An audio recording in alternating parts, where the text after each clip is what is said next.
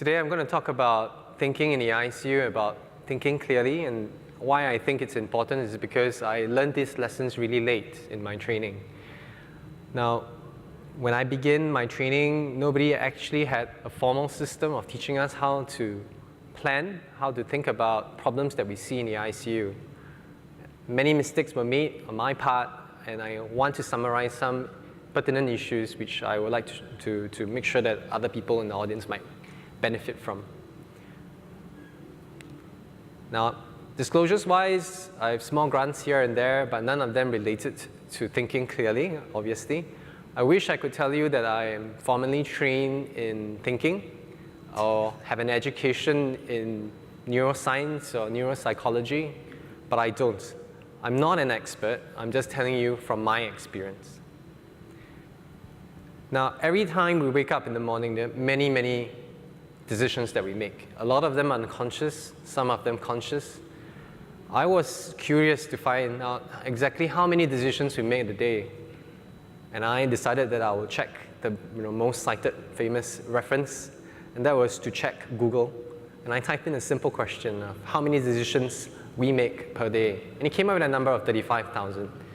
Now, if you do the mathematics, that's really a lot of decisions per second. So I went back to try to find out if there was any basis of how to determine this number. And in truth, there really isn't. It's a number that just turned up. Now, how do we make decisions? How many decisions do we make a day? And what decisions do we make on? A group of researchers in Cornell decided that they will investigate food choices. And they found out that the average person will make 226 decisions just on what to eat.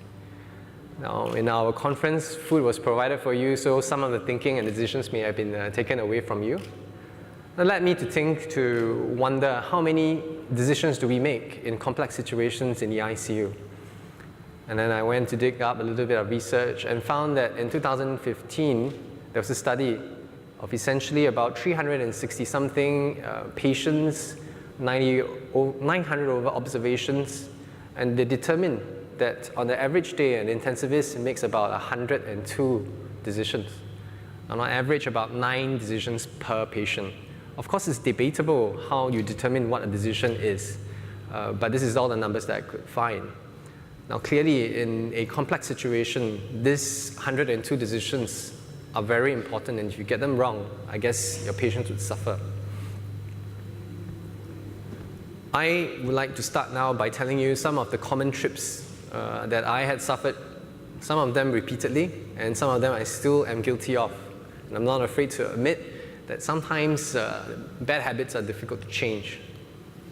The first thing would be my experience when I was on fellowship. I had a very interesting patient who turned up multiple strokes after surgery 30 years ago. She recovered well, and then she underwent another surgery. And post-surgery, she had a lot of neurological deficits, scanned, and found multiple infarcts. And where I was training, we managed to discover the cause of it, and she actually had TTP. Now, from that day on, for the next couple of months, every patient who had low platelets, I investigated for TTP, or I wanted to. Now, the reason for that, I guess, is this thing called the availability heuristic, which essentially is something that strikes in your mind, and you capture your attention, and it just recurs in your head. And you keep thinking that the next patient is going to have it, regardless of how rare it is. When I was training as a house officer or intern, my medicine wasn't that strong, and all I knew very well was how to treat sepsis. And every emergency department admission that came to the floor, I basically treated as for sepsis. Regardless of presentation, I keep thinking that there must be an infection.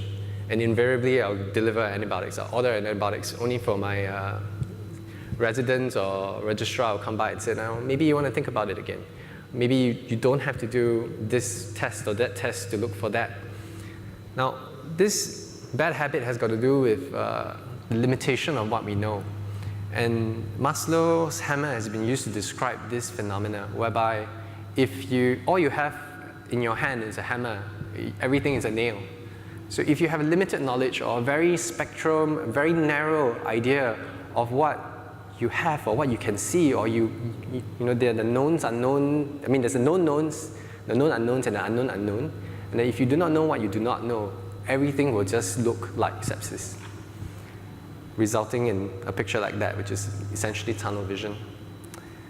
So having moved on from that element, I was attending a talk one day, and this is an experiment which has been attempted before, and I'll try to replicate it here. I'm going to show you a series of numbers, and I would like you to think about the numbers and what do you think the pattern is, okay? So we'll start with 0, 1, 1, 2, 3, 5, 8, 13. Do you know the pattern? So I think when in the ICU, there's a tendency for us to just go and say, well, obviously the next number must be 21, right? The number added before. And it's an innate reflex to just blurt out the answer. But I learned this watching Sherlock, that sometimes we jump into conclusions too quickly. We may have a set of data, and we use what we have in our minds to make sense of the data. So rather than using data to explain a theory, we theorize backwards, resulting in false conclusions. And what I wanted to show was that there were other possibilities of that series of numbers I showed you. For example, an alternative hypothesis for that series of numbers would simply be the fact that the next number is equal or larger to, rather than addition of the previous number, resulting in this phenomena as we know it, confirmation bias. You only see what you want to see, and oftentimes there may be little subtle differences in your patient which you might conveniently ignore because it's easier just to sweep it under the carpet and rather think about it and whether you were correct. Sometimes it's better to ask whether, you know, in a way to frame your thinking is to look for things to disprove yourself rather than to prove that you are right. When I was going through medical school, it's a lot of things to study, it's really complex, and I was given this advice by one of my seniors. Kids, keep it simple, stupid. It's so complex, so why do you want to make it so difficult and learn all the nitty-gritty? Why don't you just summarize it? As you can see, if you go to the bookstore, huge books of textbooks on critical care, and you're going to find tiny handbooks. And I'll tell you the tiny handbooks are more popular than the big ones. It's a natural aspect of our mind that we want to learn things quickly, we want to get it packet size. Naturally, with development of technology and the fact that we want things instant right now, for example, on Twitter, we're trying to summarize a complex issue with just 140 characters. There's naturally a tendency to oversimplify things. And the danger of oversimplification cannot be stated more obviously. Now, the psychological term or biocognitive study term for this would be to fall into a single cause fallacy, or basically reduce complex things into simple things and then miss out the important differences in cases, which leads to bad management of patients. I'm a great fan of football, and I was listening to commentary on a football game. And in that game, the goalkeeper was standing right in the center. There was a penalty, and in truth, when they kicked the ball, the goalkeeper didn't move at all. He went to the side. And the commentator was saying, well, you know, that's clearly a really lousy goalkeeper. But that set me thinking, because by standing still, the goalkeeper is also preventing the ball from going in. There's a wanted probability. It could be the left, it could be the right, or it could be the center. But sometimes doing nothing would also be a reasonable option, rather than have to dive to a corner, you know, like an action bias. We tend to think that if something is done, it is better. Example of this would be, now that I'm a consultant, I'm doing a ward round, and I come on to the floor and ask, anything happen? And one of our juniors would say, oh, last night we we had to do for a patient, there was a blip, there's a run of arrhythmias.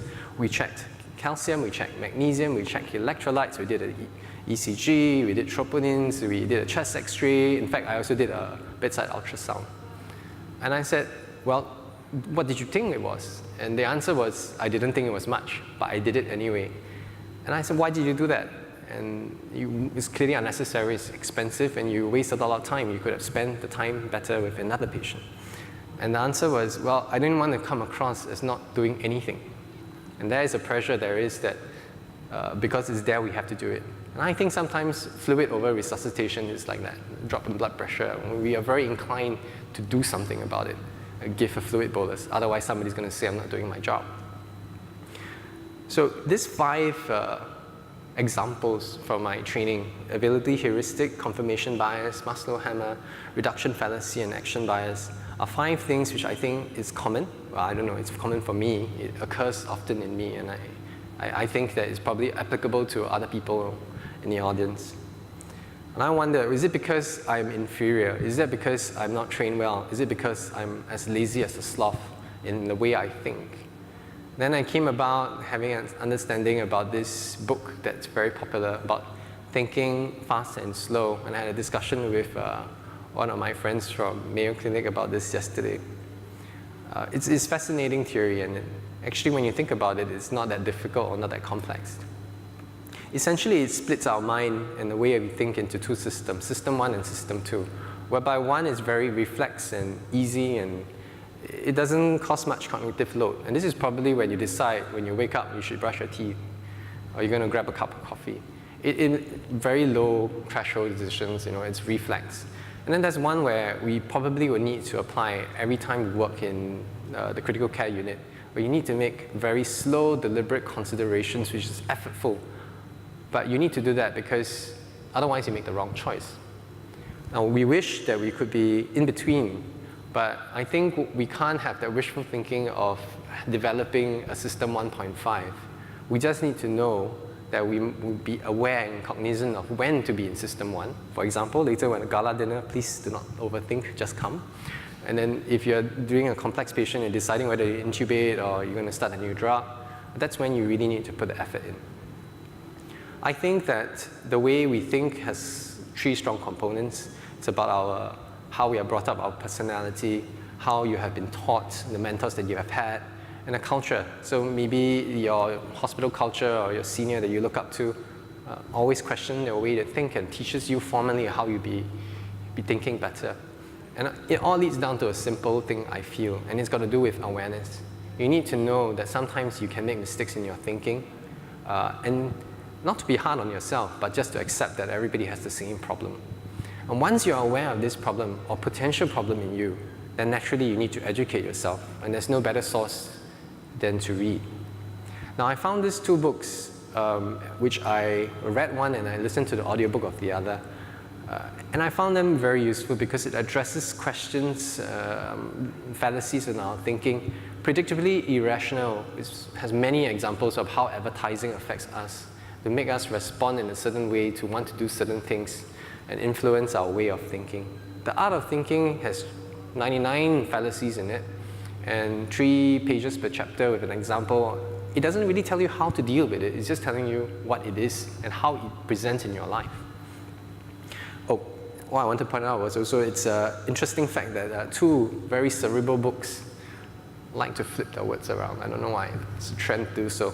Maybe it's a mark of a very smart person. Now, this is a complex graph, but it lists all the cognitive fallacies that is known to cognitive science. And in it, there are some that with our experience and explained. For example, we notice things that are already primed in memory. This is the availability heuristic.